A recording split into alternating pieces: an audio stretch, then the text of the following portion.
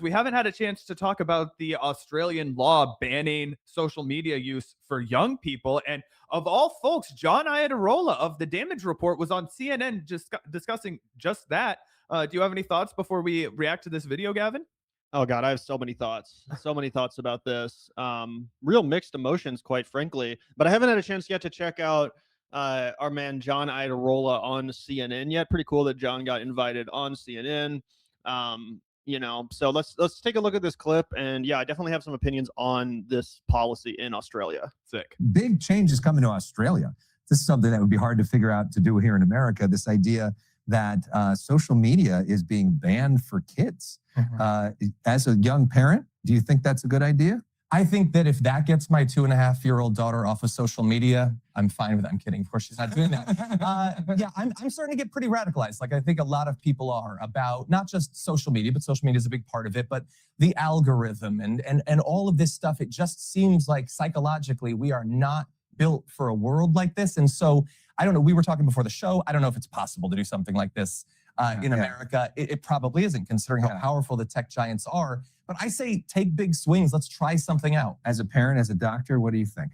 We have data after data after data, not just personal anecdotes, but we have a lot of evidence showing that social media use by kids leads to depression, anxiety, ADHD. You take those things away, ADHD goes away rapidly in a large number of kids, no medicine required. There's published studies that I've read recently. So this is wonderful. As a parent, I told my kids, you're gonna be 16 to 18 before you have social media. And guess what my kids do? Rather than being on a screen, which they have limited access to, they hang out with their friends, they do play dates, they read books, they go on walks with us. That's what kids should be doing. And I think we're about to be able to go back to that. It's going to require cultural shift with parents. The iPad is an easy nanny. Well, isn't it going to be interesting that we literally are going to have a case study now where you're going to be able to compare these Australian kids versus American kids, and that'll be fascinating to see. I have very mixed feelings about this because for all the reasons I just mentioned, I do think social media is incredibly fucked. It's only gotten way more fucked, way more addictive, and way less social. There's very few. I can't even think of a single social media that really actually is a social media. Even Instagram these days, you can't really scroll on Instagram without just seeing a bunch of shit that you didn't ask to see. Like, it's not like you're just seeing updates from your, the for you-ification of it. It's like 25% of your feed is what, like, you actually want to see. And then 75% of it is ads and fucking, TikTok style shorts that we're going to keep you addicted to and keep you scrolling through and all that stuff. So again, I have no love for social media. I think that these apps should be regulated in a number of ways, including the algorithm. But I also had this thought, Zach, when I was thinking about it a little bit deeper as it relates to this Australian social media ban for TikTok. And I thought about how so much of the economy, so much of people's job opportunities these days are online, whether we like it or not. And I've thought a lot about how lucky we are to have this show and how grateful I feel to have this show. And I think about a big part of the reason why I feel like at least I was able to, co-create the show. And a big part of the reason why I had the skill set in the first place to do this as a job is because I myself was terminally fucking online since about age 11 or something. And maybe that's not before then. Yeah, it's not my parents' fault. They did a very good job of trying their best to make sure that I wasn't just online. I didn't get a phone until I was in 7th grade. I couldn't start a Facebook account until I was in 8th grade. But basically ever since then, I have been terminally online. I have been addicted to YouTube. I've always just watched like YouTube probably more than anything else besides maybe film. You know what I'm saying? Like, I've always been a huge terminally online person that just, soaked in YouTube and fucking Twitter and all this stuff. And what it did, in addition to rotting my brain, what it also did is it prepared me to do this as a job. And it gave me the skill set to understand what YouTube was and to understand what the algorithm was and to understand how to reach people and create this kind of content. And if I had just started, immersing myself in this online culture when I was like 20 or something, I don't know if I would have had enough immersion and enough time to understand it and study it because that's what I was doing the whole time. I didn't even realize it, but I was studying, the whole time when I was fucking 14 years old, watching all these clips of people like Kyle Kalinske and movie reviewers like Jeremy Johns and Chris Stuckman and like all this crap I used to watch, right, and still do.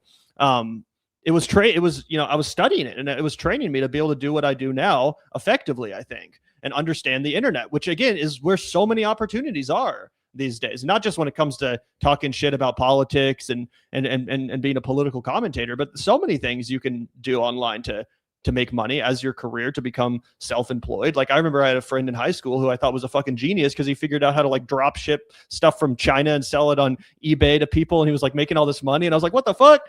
Like, how the fuck did you figure this out? And it's because also he was terminally online and just read enough Reddit posts and figured out how to fucking, make a small fortune. And at 16 years old by selling people shit on eBay. Right. And for most people, I would say that if you're able to figure it out, if you're able to find a way to be self-employed and by using the internet, it's much better than having to go work at Walmart or go, become an insurance salesman at State Farm or whatever other kind of job that, people have. No offense, but I'm glad that I have this job. I wouldn't trade it for anything. I wouldn't trade it for any fucking nice office job where I get paid $150,000 a year plus benefits. Like, fuck no, this is my life. This is our passion project. It's something I'm deeply, deeply grateful for. In addition, obviously, to you wonderful people in our community. So that's my only serious issue with this social media ban. It's like, as much as I want to sit here and be a boomer and be like, kids these days are, they're addicted to their cell phones. I also have to keep in mind that it was my cell phone usage and my internet usage that enabled me ultimately to be able to do the show with you and to do it successfully. So it's real tough. Yeah, it is really tough. And you bring up a lot of really good points. The one other counterpoint that I was thinking about was I was like, I don't like putting my driver's license in anywhere. Like we did the story a week ago, 2 weeks ago, where it's like in a bunch of MAGA states, basically, like if you're a porn watcher, you have to put in your driver's license. And we were both like, that's a non-starter for me. Like, I don't need to watch porn that bad. I'm not putting my fucking driver's license in anything. That's crazy. I had to break out my old Playboys last night. I have one Playboy. I've never had to break it out, but maybe one day I will. I have two. I got them from a local vintage shop. Hell yeah. Dude, it was tight. I bought one because it had a Hunter Thompson article in it, and I was like sick. But it does have a bunch of like nudie pics in there too. Either way, I think it's much healthier to look at Playboy if you are gonna engage with pornography. There's at least some art history to the the nudie, like they're actually beautifully constructed a lot of the time, which I thought was just so different from now, which everything looks disgusting and like vile when you watch porn. It's like, what the fuck is going on? Like that was actually like artistic and tasteful. Zach over here channeling Jonah Hill and Superbad. He's like, I want my porn to be shot by the Coen brothers. Honestly, bro, I do. I don't want to watch like some weird, disgusting iPhone bullshit. If I was going to be into it, I would rather watch it on like a 35 millimeter print, at a theater. No, I'm kidding. But to go back to your point about how we grew up, and you're right. Another thing I'll tell people was Gavin and I, when I moved Gavin and I went to elementary school for 2 years, and then I moved to a completely different part of Johnson County where we grew up. And Gavin and I just maintained a correspondence pretty much over Facebook Messenger. We had a friendship that was just predicated on the fact that we both were the only two, or I guess Ryan, I didn't know at the time, we were among a handful of people our age who were really, really into movies, who were really obsessively, ravenously into movies, and were watching shit that nobody else that we knew was interested in. We would go to the movies all the time. We wouldn't have been able to foster the friendship that we were able to maintain if without social media. But I also think it's so important. I think about this a lot, and you and I had a really similar upbringing when it comes to this. Like I was not allowed to just spend all day long on the computer when I was 6, when I was 8, when I was 10 even, right? Like I remember I was so fucking angry because even when I was in high school, I got really into World of Warcraft, and my mom put a fucking controller on the computer that was like after 4 hours of use every day, which sounds like a lot, but if you're really into video games, like 4 hours will go by like that.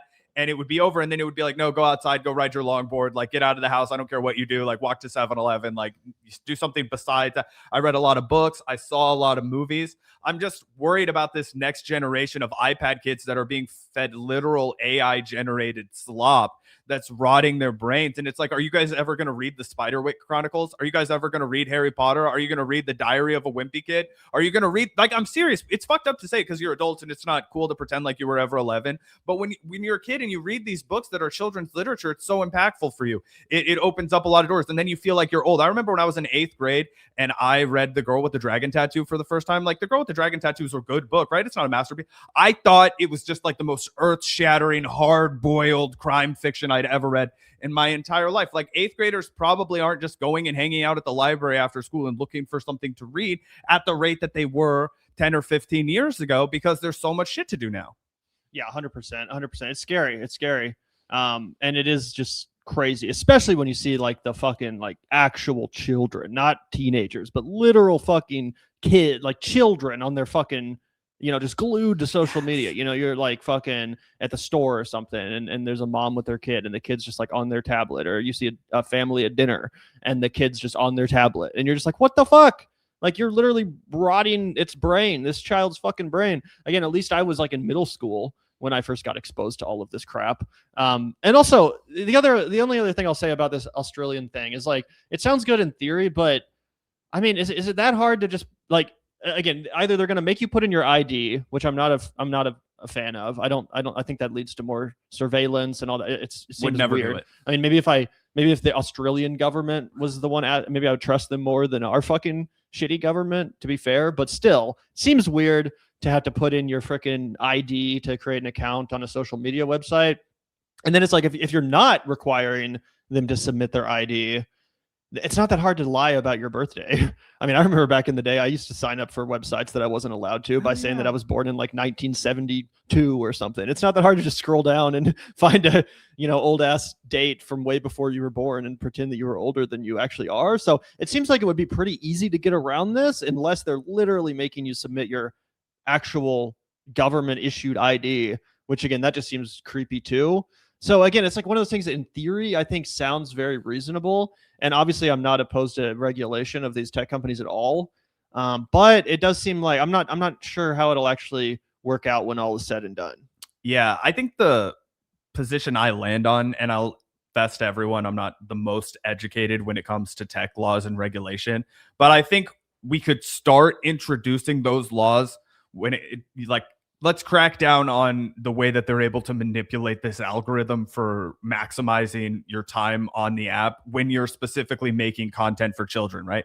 Like, there's tons of content on YouTube that none of us really get exposed to because it's specifically designed for children who are like 8 and under, right? And it's brain rot. And, the iPad kids, they'll have like one TikTok playing on this side and then one brain rot video playing on this side. And they'll be looking at 2 different things happening on their iPad. I think you could do a lot to regulate that away if it's specifically being advertised to children. And then, yeah, parents are going to have to step it up. You're going to have to be like, look, I don't want my kid's brain to melt. You're not allowed to stare at this shit all day. I'm sorry that your friends can. I'm sorry that your friends can. There was a ton of shit that my friends could do when I was a kid that I wasn't allowed to do. My mom was extremely fucking strict when it came to any war video games. I think you also have said that you had this problem. My mom works with veterans for a living and she's super fucking sensitive about it. And I get it, but she was like, you can't play Call of Duty. And then like, she would like cry if she found out that I was playing Call. Like, I'm not even kidding you guys. Like, we would get emotional manipulation to make sure that I didn't, play any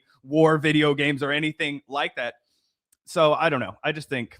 And I actually think that was the right call on our both of our mother's part, as far as the like super violent like video games that just glorify fucking literal war. Yeah. I mean, not that I'm a pearl clutcher about it, but I do think it's pretty fucked up that like really young kids are just battered with that desensitizing propaganda, essentially making brutal fucking war something that's like fun, So again, not that I have any issue with like adults playing fucking Call of Duty or whatever, but I do think it's like pretty fucked up that this incredibly serious subject matter is just reduced to like this stupid fucking video game or whatever. But again, we sound like boomers. I know we do, but it's hard not to when you've seen this technology accelerate so much in our lifetimes, and especially with the advent of AI. Especially with the fucking advent of AI. If anything needs to be banned from social media, it's that fucking slop. At least these companies should be forced to put like a setting on there where you can turn it off and be like, I don't want to see AI on my timeline.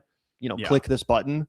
That would be a huge fucking help because you literally can't go into any fucking social media now without seeing it, no matter how hard you try. Like, I know it's corny, but I've been part of this Facebook group that's like an Indiana Jones fans Facebook group for basically my whole fucking life, as long as I've had the internet. And in the last like 2 or 3 years, every time I open Facebook, all that group has become is people posting fucking hideous AI fan art, quote unquote, of like, here's Indiana Jones with, you know, whoever the fuck, and like just this hideous slop. It just invading your timeline. You can't get away from it. And that's like the most innocent version of the AI slop. It's like, who cares? Just like, you know, shitty fan art or whatever. But it's still fucking annoying and inescapable. And it makes me use Facebook way less, which is probably a good thing. But still, it's like at one point, yeah, there actually was a legitimate reason to use Facebook. And now it's just a fucking slop mill. Yeah, I think that there are just a couple of like concrete things like that you could do. Like, again, banning the AI on your timeline, getting rid of the For You tab, like saying, hey, no, I don't want to see all this other stuff. I want to only be shown the accounts that I'm following, you know? And also, I think making sure that, you know, content that is directly designed to appeal exclusively to children, like let's say 10 and under, we have more regulation for that. Because I see a lot of people in chat, they're like, what about teens that are like isolated and they're LGBTQ, and they, I'm not really like, I think the cake is pretty baked by the time you're like 15 or 16 years old. I'm mostly worried about like the brain chemistry shift that's happening to a lot of people from ages like 3 to 10. You know what I mean? Where it's like the AI fucking slot machine that is just ruining people and making them addicted to content and exposing them to all of these like flashing images that are going to addict them, and then, you know, potentially just get them addicted to gambling apps later on. I think that's a big part of what's coming too. So all that has to be dealt with. And of course you want to do that without, you know, ripping the true social element from social media, which is the only reason why it's worth a damn anyway. Because as Gavin mentioned, back in the day when you made a Facebook account, you would have like 250 friends, 300 friends, and they'd be people you actually fucking knew. You wouldn't have 10,000 followers on Facebook and have it be nobody in real life that you're actually connected with. Yup, 100%. So definitely an interesting, you know, development. I know Australia is an interesting country because they do have a lot more of like a nanny state vibe than America does, which I have mixed feelings on all of these nanny state kind of policies, because some of it does make sense as far as regulation goes. I think Australia also recently like passed a bill where they were like, we're not banning cigarettes, but we're going to make them like $150 a pack or something, like rich people can smoke, completely unaffordable for anyone, basically being like, yeah, you can't fucking smoke. Like technically we're not going to ban it, but we're basically banning it unless you're rich. Which is the unfortunate thing, where it's like, I don't want to create the system where only rich people can smoke tobacco, and you know, all this kind of, and that's the issue I have with the nanny state kind of shit, where it's like, yeah, is it in the public health, in the interest of the public health to ban nicotine? Yeah, 100%. It's also in the interest of the public health to ban alcohol. How did prohibition go? You know what I'm saying? Like, I don't like the road that starts to take you down. And again, even though I think that, yeah, obviously the fucking the cigarette industry is horribly predatory. I still, again, I believe in freedom. I think that people should be allowed to indulge in tobacco if they want to. I would be in favor of regulating out all of the harmful chemicals that they add to tobacco. Yeah, like the extra 950 billion extra chemicals that they add. Yeah, fuck that shit. But like tobacco, as it's a fucking plant, it's been smoked by human beings for as long as fucking they've existed. It seems authoritarian to just say, no, you have to go to the black market and be a criminal if you want to enjoy this. Like, it rubs me the wrong way, even though I totally understand the justification for it. Because again, as someone, you know, said, you could also take out alcohol with the same justification. So it's just weird. And I guess I kind of have similar feelings about the social media thing, where it's like, it totally makes sense, but it's also like, it does kind of infringe on freedom of speech and freedom to explore the internet and all this stuff. So it's definitely bizarre. And something I have mixed feelings on. In Australia, I know this because I had an Uber driver once who was from Australia. He like moved to America from Australia like 2 years ago. And he was telling me that they have AI cameras everywhere along the highways in Australia. And that if they even catch you going 2 miles over the speed limit, you'll get a hefty check in the mail. Like, they will fine you to all shit.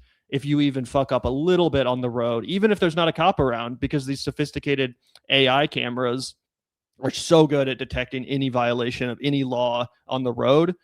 So it is kind of weird. It's like, I don't know how to feel about that either. Again, I understand how it's in the interest of the public to make sure people are driving safe, but do I want to be watched by AI cameras everywhere I go 24/7 whenever I'm not literally inside my house? Sounds kind of horrifying. Sounds fucking Orwellian, you know?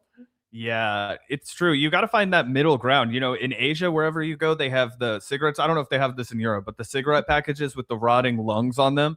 Like if you go to Thailand or Vietnam, one, people are still smoking. People are still hella smoking, but they're just buying cigarette packs that have like rotting black lung on them. I remember I was in the Philippines, and Filipino tobacco is like a prestige export for them, and they roll cigars and they do all that stuff. And I was in a really nice tobacco shop. I don't smoke, but I was just in there checking it out. And the dude was like showing me all these nice cigars, but still on the back of the cigar box that's really fancy, they legally have to put pictures of like black lungs on them. I was like, wow, even in this really fancy cigar box place where you're really proud of this export of, you know, Filipino grown tobacco, it's like, oh yeah, we still have to do all that stuff. So I think particularly when you're dealing with children, you can, you know, kind of ride that tobacco line where it's like, all right, you know, where we grew up, you have to be 21 to buy cigarettes. I think that's becoming more and more common. It like makes it less likely that kids are going to get their hands on cigarettes, because you might know a kid that's 18, but it's harder to know somebody that's 21 when you're 17 or something like that. I don't know. I think that there's got to be something done. I think a lot of people feel this general sense of discomfort with the trajectory that you know, AI and social media is on, especially for children, and you know, the increase in anxiety and obviously attention deficit disorder, which people in chat were like, hey, it's not going to cure attention. I completely agree with that. Like, it's not going to cure ADHD, but you might see a decrease in diagnosis because of some like false positive diagnosis that are, you know, the result of people, you know, having their brain need to be stimulated after exposure to a bunch of that kind of stuff. Yeah, and it's not like it causes ADHD, I don't think, but it just really exacerbates the effects of it, or like the consequences of it, I would say. In the same way you could, like, social media doesn't cause depression necessarily, but if you already are prone to experiencing depression, the social media is definitely not going to fucking help you.